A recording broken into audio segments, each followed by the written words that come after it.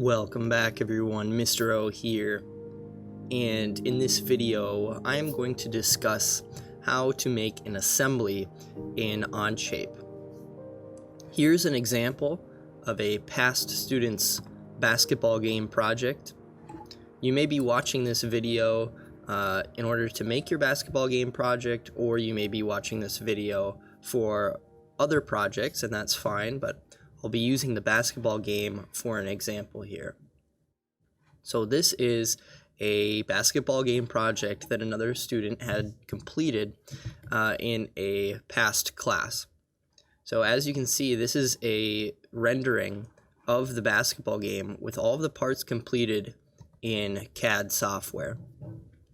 So that is what we are going to do today. I'm going to start you off on the different types of connections that we can make in Onshape so that we can assemble all of our parts together in one assembly here. So let's head out to Onshape. The way that you would make a new assembly is by just going to the Create button and doing a document. I'm going to name this Basketball Assembly. Okay. So this loads up just like any other project that we have made in the past in Onshape. But we're going to do some different things here. First of all, we are in the Part Studio down here in the bottom, which means that we're working on an individual part. And we could insert new parts here and put them all inside and have more tabs of all the parts we've made. And then the other tab down here is the assembly. So this is where we can assemble parts together. And as you can see, if we take a look at our toolbar in our Part Studio, it looks a lot different than our toolbar in the assembly. So when you start in assembly, you want to start by inserting a part that makes the most sense for your project. Something that it kind of is a basis for all of the other parts, whatever makes the most sense. In the case of the basketball game, this would be the court. Everything else is kind of connected to the court in one way or another. It's kind of a good base for us to start with. So that's what I'm going to do. I'm going to hit this insert button up here. And as you can see, I don't have any parts in this exact document, so I'm going to grab this from elsewhere. So I'm going to go to other documents, and I can browse however I would like here. I'm going to go to my Onshape. And actually, I'm going to use a student's work here because I actually don't have these parts made at the moment. And what I'm going to do is I'm going to click on what I would like to insert, and it's going to give you this prompt. Basically, what it's saying is that in order for you to use this in your assembly, you need to create a version of that. So what would happen if I put this part in here, and then I kept working, and then I went back and I changed the part as it was before? How would that affect my assembly? Well, this kind of covers all those issues. What we're going to do is create a version, and we're just going to hit create. And now it's going to load up some previews here, but we want to select this bottom one. Okay. So as you can see now, I can zoom in and out. I can middle mouse wheel to move around, and I can drop this down on my assembly. I'm going to want to drop it down as close to the center as I can, but it doesn't need to be exact. Drop that down there. And then I can also go back now by hitting this back arrow, and I can put in some other parts. So I'm also going to put in this base. Again, I'm going to have to create a version, load up a preview, select that, and I'm just going to put it off to the side here for now. I'm going to go back, and I am also going to do the launcher in this demonstration. Create a version, select that part, and drop it off to the side here. Now, once I have everything in, I need to hit this green check mark here. What that does is it says, okay, apply all of the changes that I have made. This is the three parts that we have. And right now they have no constraints. For example, if I click and drag on this court here, I can move it around in any direction that I want. Same with the base, same with the launcher. Now, remember when I said that we want to first import a part that kind of is the basis for everything else? In that case, it was our court. So we want to do something special with this court, actually. What we want to do is right-click on it and go to Fix here. What that does is it constrains it in all directions so that we can no longer move this around. If we didn't do this, the problem would be more obvious once we start putting more parts on here, but everything would kind of be slip sliding around and it'd be annoying to work with. So now that we know that this is locked down, we have a solid base to place everything else onto. So this is a step that's going to be very important for you to do no matter what project you're working on, is to fix a part first. So let's see here. What are we trying to do? We're trying to put this base somewhere on this region right here. And then we want to put the launcher on top of the base. So as you can see, I can just drag this around, but it's not very accurate. I would have to do some camera tricks and moving around to try and get it, close. But in the end, you're just not going to be able to do it. You can fiddle with this all you want, but what we need to do is be more exact here. So we're going to do this with a series of constraints. And constraints in an assembly work just like constraints in a part. They're essentially rules that you set in relationship to two parts on how they should be positioned. So up here at the top, we've got a series of different types of mates, as they are called. We're mating two parts together, we're sticking them together. So the first mate that we are going to look at is the planar mate.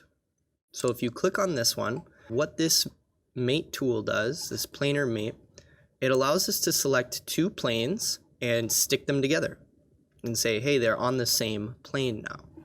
So remember, planes are any flat surfaces, and as I move my mouse around, I can identify some of these planes.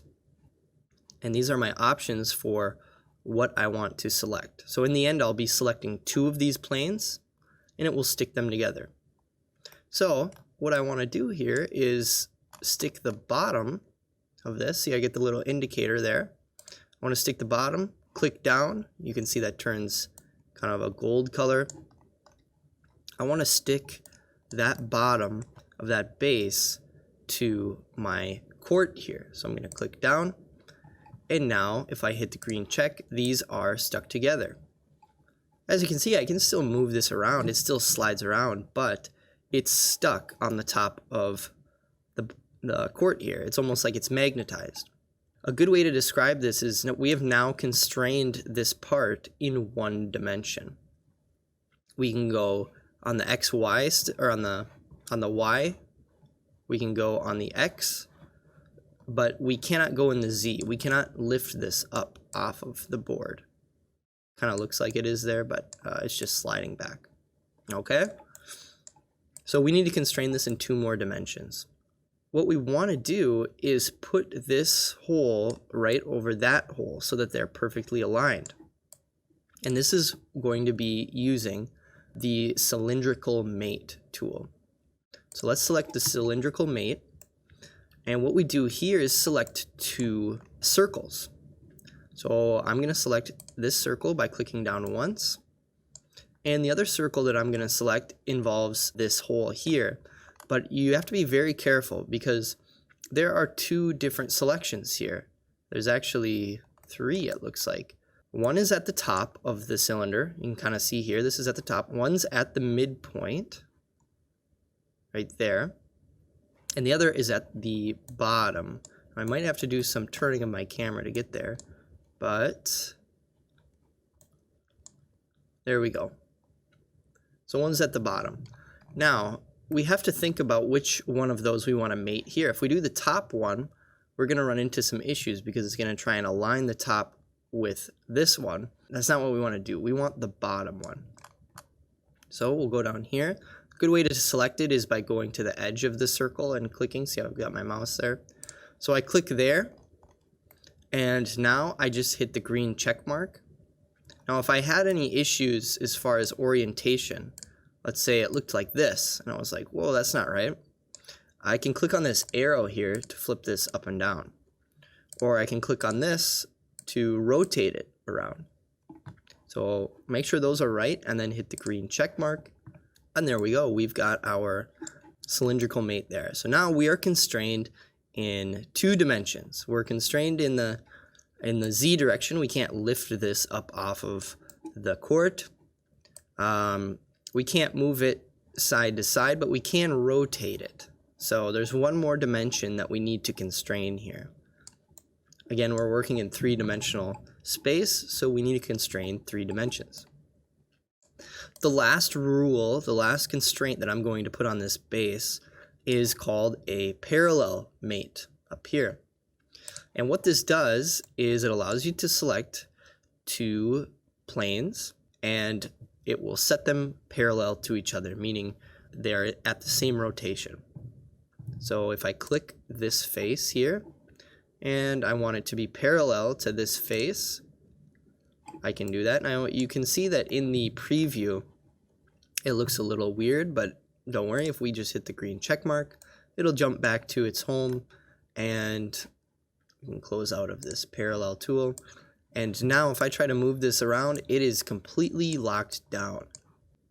So now we've constrained this part in 3 dimensions, and we can move on to our next part. All right, our next part is the launcher. Now the launcher goes on top of the base like this in the picture here, and we're gonna do the same thing in our assembly. So first thing that we need to do is a planar mate. We need to say, hey, this face right here should be stuck to this face. Now it's important that you don't click on these circles. Make sure you just get the whole face here. You can tell that you have it because it outlines it in yellow, whereas if I was to click the cylinder here, this would not be outlined in yellow like it is if I click here. So I'll click that down, and as you can see, what it did is it kind of put it inside of it. So I'm gonna need to flip the primary axis, and maybe yours looks something like this. That's entirely possible too. You just need to do some rotation, and we'll hit the green check mark. All right, we've constrained this in 1 dimension. It's stuck to the top of that base, but we need to constrain it in some other dimensions. The next one will be another planar mate. So I'm going to leave my planar mate tool open. And what I want to do is select this edge and, well, this face and this face. And we want to say, okay, those 2 are going to be planar. Kind of looks goofy right now, but if we hit the green check mark, there we go. They are now aligned. I'm going to close my planar mate tool, and now we are constrained in 2 dimensions. We have 1 dimension left, and the way that we are going to do this is a little bit different. So one thing that you may think is, well, let's just do a cylindrical mate on those two cylinders right there, the circles. But the problem is that these are at different angles, okay? So this cylinder right here is tipped at an angle, and the cylinder coming through the base is straight up and down. And we might run into some issues there. So here's a new constraint that I'm going to show you. This is called the ball mate. And what this one does is it takes 2 points and connects the 2 points. So I'm going to select this guy right here and this guy right here. I'm going to say I want you guys to be always touching those 2 corners. You can rotate on other degrees of freedom, but we want those 2 points to be touching. So we say that we want those 2 points to be touching. Then we rely on our other mates to lock it in the other degrees of freedom and close our ball mate. And now we have this locked down in 3 dimensions. 3 constraints locked down in 3 dimensions. Same with the base as well. So those are the main types of mates that you're going to be using for simple assemblies like this. Again, that's the planar mate, the cylindrical mate, the parallel mate, and the ball mate. Now you can experiment with some of these other ones, and they might be useful to you in certain situations, but you can experiment with that if you would like. That's all I have for you today in this video. Make sure you're reaching out to your teacher if you have questions, and have a great day.